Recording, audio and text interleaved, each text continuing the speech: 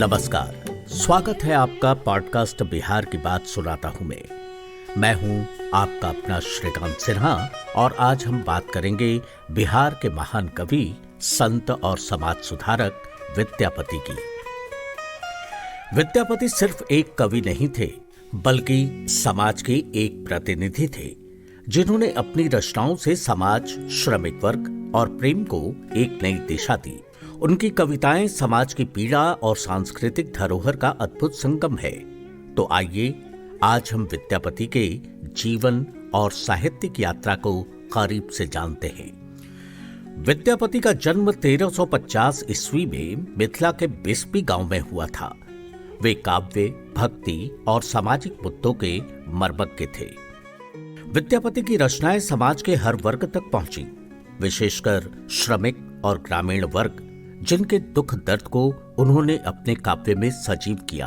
उनके गीतों में भगवान शिव और मां गंगा के प्रति अनन्य भक्ति के साथ साथ ग्रामीण जीवन की झलक भी मिलती है। विद्यापति ने अपने काव्य में श्रमिकों और ग्रामीण समाज की मेहनत और संघर्ष को भी प्रमुखता से दर्शाया।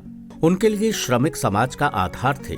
उनकी एक प्रसिद्ध रचना में श्रमिकों के जीवन को इन शब्दों में व्यक्त किया गया है: हाय रे दिनकर, हाय रे पतित, सांझ खटी जाए रात्रि मृतित, धरा के ऊपर श्रम के बीच तब फूले जीवन के बीज। विद्यापति की ये रचनाएं न केवल श्रमिकों के श्रम की महत्ता को दर्शाती है, बल्कि ये भी बताती है कि मेहनत से ही समाज का विकास संभव है।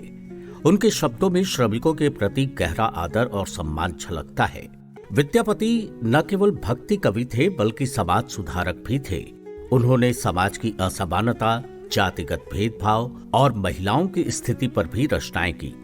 उनकी कविताओं में सामाजिक मुद्दों की झलक मिलती है, जो आज भी प्रासंगिक है। धन्य धन्य माटी जे जन्मल, प्यारे तू सब लोक हित कर, तोर सेवा स लोक सुहेल, वंचित नहीं को होए हिया हीर। विद्यापति का ये संदेश था कि समाज में कोई भी व्यक्ति छोटा या वंचित नहीं होना चाहिए। उनकी रचनाएं समानता और समरसता के लिए प्रेरित करती हैं।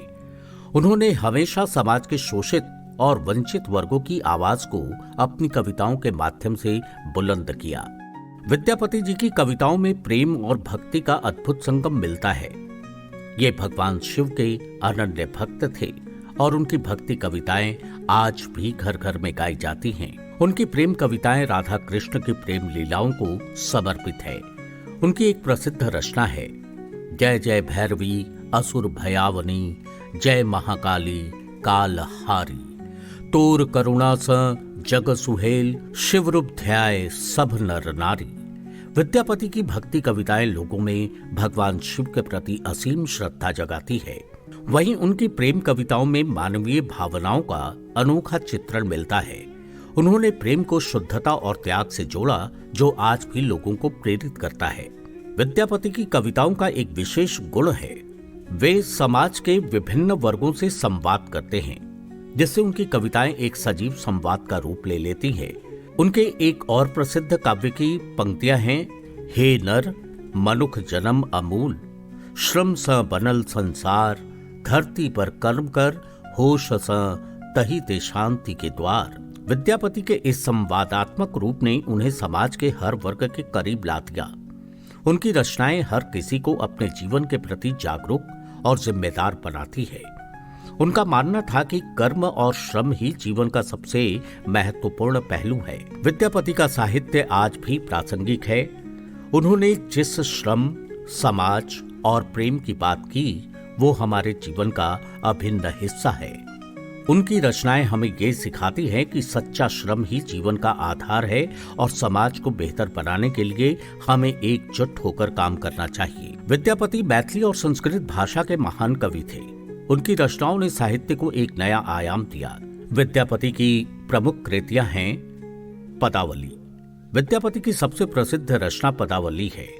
इसमें भक्ति और प्रेम पर आधारित गीतों का संग्रह है। ये रचना राधा कृष्ण के प्रेम को दर्शाती है और भक्ति रस में डूबी हुई है। भूप्रकाश, ये ग्रंथ भक्ति और भगवान शिव की महिमा को समर्पित है। इसमें उन्होंने शिव की स्तुति की है।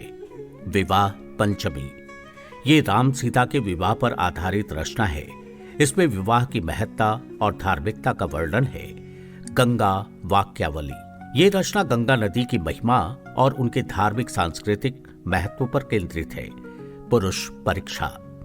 इस ग्रंथ में राज्य संचालन और राजनीति से संबंधित विचार हैं और ये पुस्तक राज्य के योग्य पुरुष की पहचान पर केंद्रित है।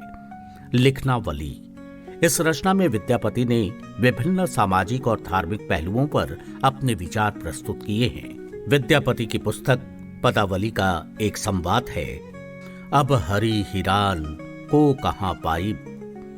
यह संवाद राधा के मन की व्यथा को दर्शाता है जब कृष्ण उससे दूर चले जाते हैं। इसमें राधा की बेचैनी और प्रेम की गहनता को व्यक्त किया गया है। विद्यापति की रचनाएं भावनात्मक और दार्शनिक गहराई से भरी हुई हैं और उन्होंने प्रेम, भक्ति और समाज के विभिन्न पक्षों पर अपने अनमोल विचार प्रस्तुत किए हैं। आशा है आपको आज का ये एपिसोड पसंद आया होगा।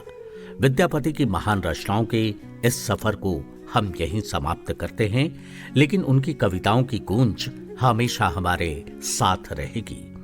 फिर मिलेंगे एक और नए विषय के साथ। धन्यवाद। सुनते रहें पॉडकास्ट बिहार की बात सुनाता हूं विद श्रीकांत सिन्हा।